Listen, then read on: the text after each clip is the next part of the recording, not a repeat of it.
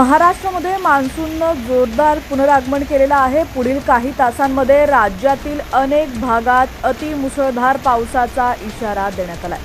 महाराष्ट्रामध्ये मागील काही दिवस मान्सून मंदावल्याचं चित्र होतं, मात्र आता पुन्हा एकदा मान्सूननं चांगला जोर पकडलाय। मान्सूननं दमदार पुनरागमन केलंय। राज्यातील विविध भागांमध्ये सध्या जोरदार पाऊस सुरू आहे। हवामान विभागाकडून आजही अतिमुसळधार पावसाचा इशारा देण्यात आलेला आहे। हवामान विभागाने दिलेल्या इशाऱ्यानुसार आज मुंबई आणि उपनगरामध्ये दिवसभर ढगाळ वातावरण राहणार असून हलक्या ते मध्यम स्वरूपाच्या पावसाची शक्यता आहे। या काळात मुंबईमध्ये कमाल तापमान 34 अंश सेल्सिअसच्या दरम्यान राहण्याचा अंदाज आहे। तर दुसरीकडे हवामान विभागाकडून कोकणात अतिमुसळधार पावसाचा इशारा देण्यात आलाय।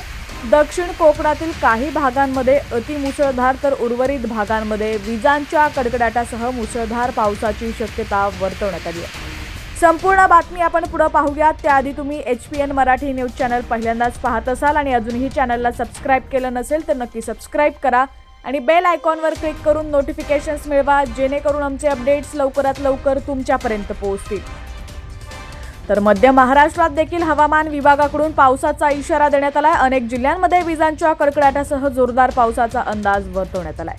मराठवाड्याबाबत बोलायचं झाल्यास यंदा सुरुवातीपासून विभागामध्ये पावसाचं प्रमाण चांगलं आहे। आज पुन्हा एकदा हवामान विभागाकडून मराठवाड्यात मुसळधार पावसाचा अंदाज वर्तवण्यात आलाय।